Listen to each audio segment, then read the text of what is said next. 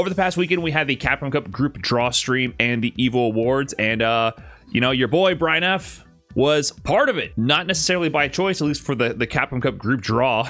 If you don't remember or didn't see this, they actually announced the Capcom Cup Group Draw on January 6th for everybody to know that me and Rob will be hosting it. And that's also when I found out about it, because I was getting ready to stream. I opened up Twitter and I was jump scared by my own face.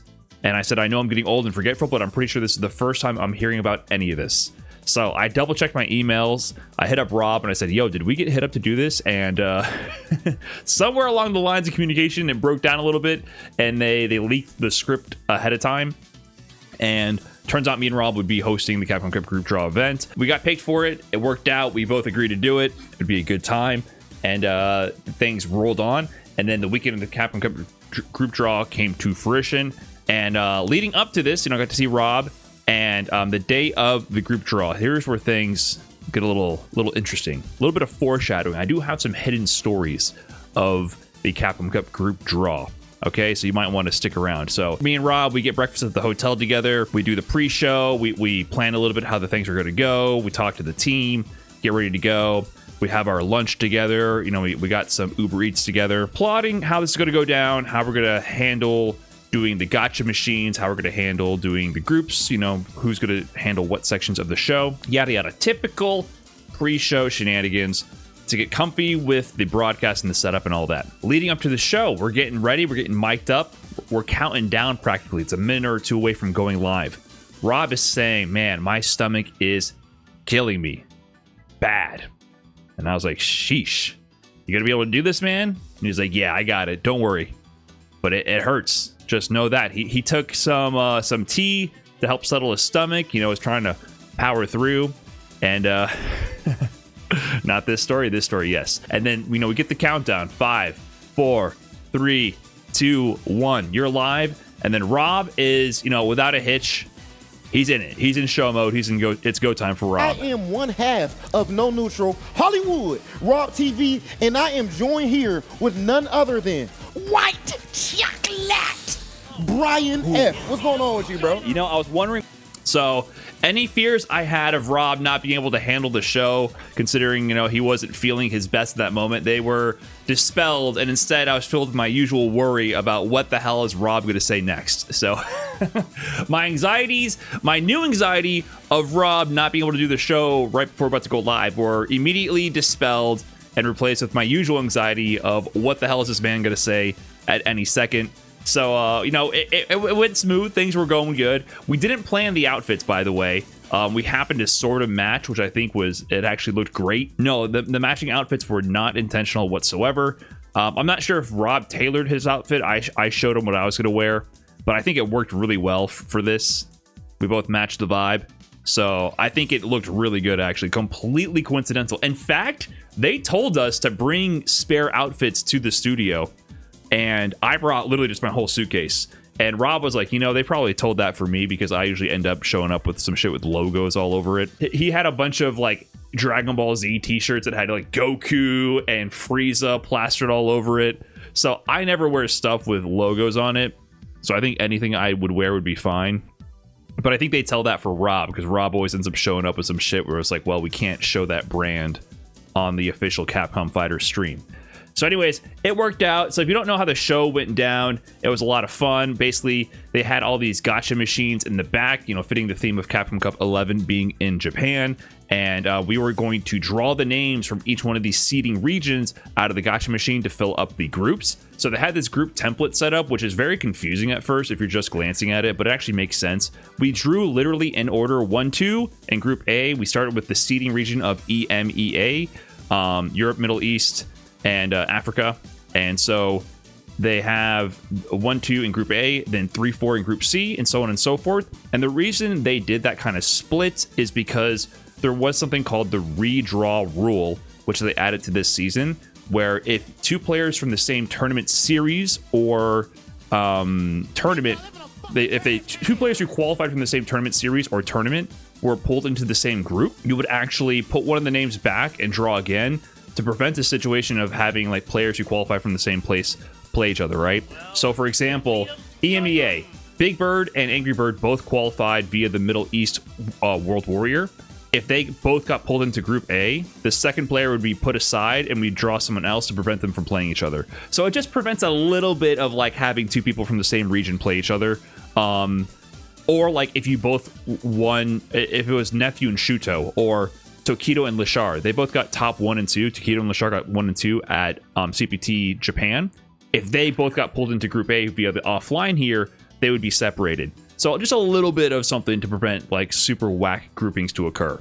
And that's why they wanted you to do the 2 players at a time to trigger the redraw right away, then go to the 1 at a time. So that's why this order is kind of funky.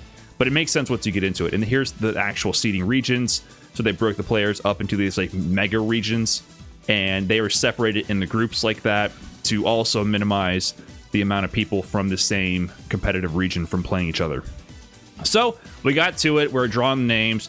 Everything's flowing. You know, we actually did get a redraw triggered because Broski was drawn into the group with Lex. Both Lex and Broski qualified out of the UK World Warrior. So we did have this moment. Yeah, so guys, and again, we just have to make sure that So after Broski was drawn into Lex's group, the whole point was he was going to be added back into the machine to be drawn later so that he doesn't have to play in the same group with Lex because they qualified out of UK. So this is Broski's ball right here. I opened it, we put his name back in there, and he's about to go back into the machine.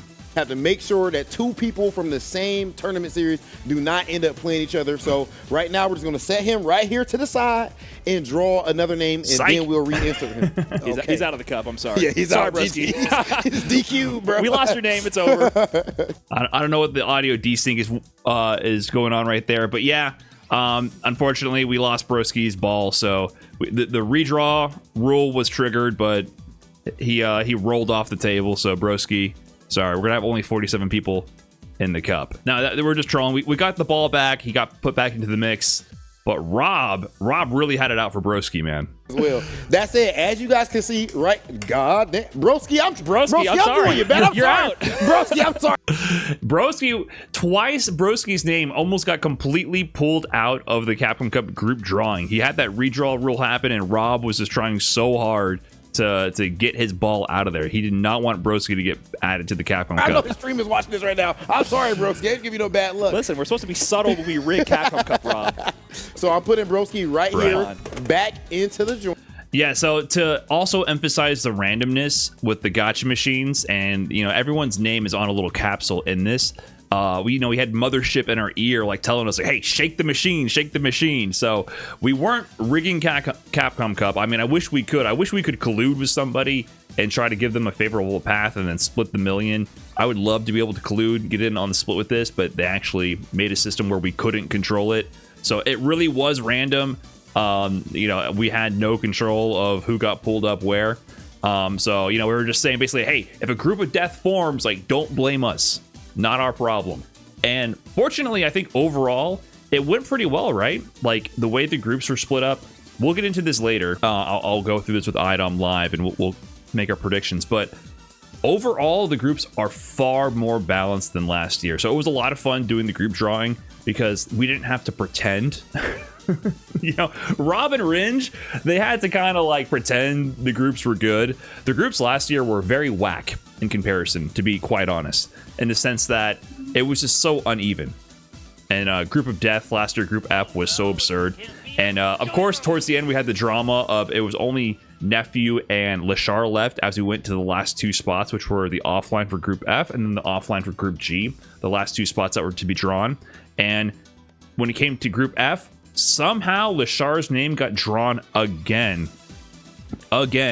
into Group F, which was hilarious. So, Lashar was the one who actually came out of winners for the Group of Death last year, which had Mena RD, Kaba, Ending Walker, Near the Boxer, Angry Bird, first and second place at Evo, and then Lashar. And everyone was looking at Angry Bird and Mena RD as the 2 favorites to get out of there because, it was the Evo run back, essentially, right? Grand finals of Evo right there. So Lashar getting drawn back into Group F almost seems poetic a year later, where he won that group and he carried that momentum throughout the season and is looked at as one of the best players in the world now, when probably no one predicted him to win that group then. Then, of course, Nephew ends up in Group G, where in hindsight, you know, we called Group F because of its legacy of being so strong, the Group of Death.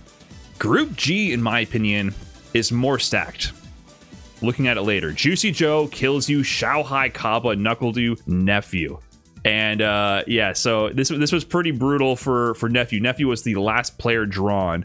So he, you know, once Lashard's name was drawn, Nephew knew as the last remaining person not called, he was going to Group G. And he got 2 Guiles, his favorite matchup in his group. So he put out this tweet here. Thank you, RobTV and Brian F, for giving me such a nice group. Really appreciate it. So I told him, you're welcome. No problem, Big Neff. Anytime, buddy. You got this. But looking at the groups, like I said, they're really balanced relatively. So it's super funny. Or not super funny, but rather it was funny what happened to Nephew. But it's just like really, I was really happy with the way the groups went out because there's just so many strong players. Obviously now there's 10 offline qualifiers compared to 3 last year. So because of that, I think it was just naturally going to spread out more evenly based on that. So adding the extra 7 offline qualifiers really helped in this way. Did I see Nephew's reaction? I watched a little bit of it. I didn't see Dew's reaction. You guys said Knuckle Dew's reaction was funny to his group. So he hasn't been drawn yet. So wait. Yeah. Every one of these drawings is getting more and more upset. Chris going into that group. Funny. So there's only 2 more North Americans. So he's either going to Group F or Group G. So Group F. Oh my God. Oh, not our little brother. He took the headphones off. This is how you do. He took the headphones off. So he knows now at this point he's going to be in Group G with Kaba. Dude's letting the smoke alarm do the talking for him. The drama of this is good. You know, last year I thought was kind of whack just because the group balance was so bad. But this year, having the way the groups are so stacked, it is a little fun. We gotta split up the Shopify players. It's okay. It's okay. Jessica's gonna do amazing in that group. And then here's the funny part. By process of elimination, I knew at this point that Dew was going to go up against Kaba.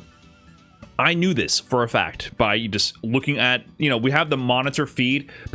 I saw some comments in the stream VOD that said, oh, Brian F and RobTV looking at the teleprompter to know anything about XYZ player. No, by the way, any facts we spit this stream, any lore, anything else was all in here. We studied, we lived this shit, we know it, right? The only supplemental information we had was a monitor to the left of the camera that showed exactly what you guys see, like the stream feed, so that we can see what's on screen, and that's it. Other than that, all we had in our ear was Mothership coming in to tell us to shake the gotcha machines. And that was it. Anything you hear was because we know our shit, okay? We know our shit. We had to study a little bit for some of these, not gonna lie. We were pop quizzing each other.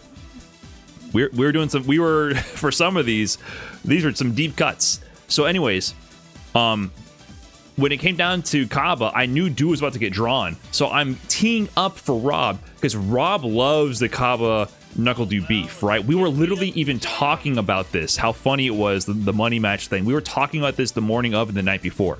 So I was teeing up Rob here. And he's like going, no. I'm like, oh, he gets it. There's only one name left. Then he goes 2 years in a row. And I'm like, as soon as he said 2 years in a row, I was like, what? What are you talking about? And then I instantly knew. I was like, this motherfucker thinks it's Mena. But I didn't have a way to, like, he's going off, and I'm like, I'm just hoping he catches himself. I demand a recount. I demand a recount.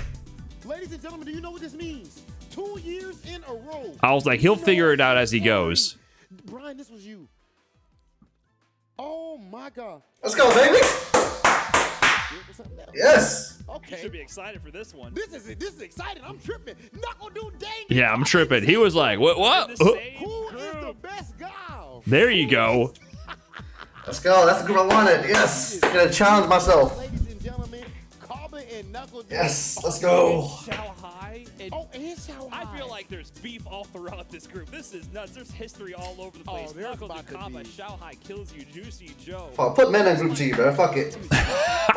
Yeah, Meta could have ended up in Group G. He could have. That would have been hilarious if Meta ended up there. But anyways, like, the thing about Xiao Hai as well, remember, NuckleDu used to be a bit of a teabagger, right? Back in the day, Capcom Cup 2016, and even before that, he would own Xiao Hai. He used to teabag Xiao Hai all the time. On his path to winning Capcom Cup 2016, he disrespected the shit out of Xiao Hai, and I know Xiao Hai did not like that.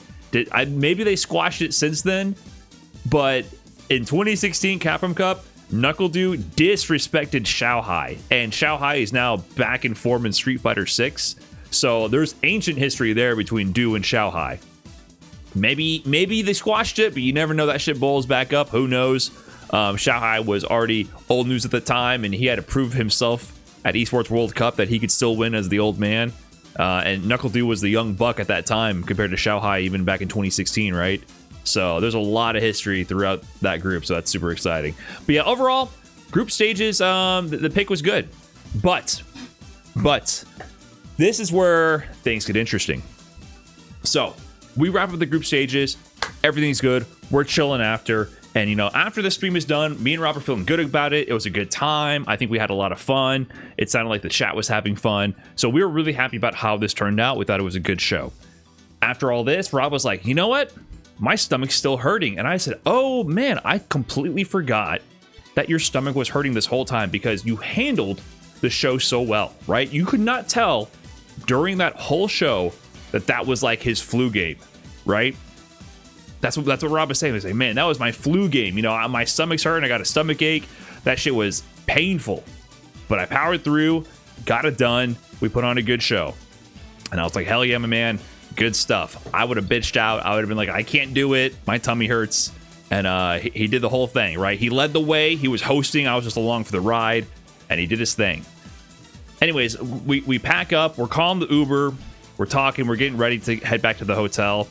And Rob goes, excuse me.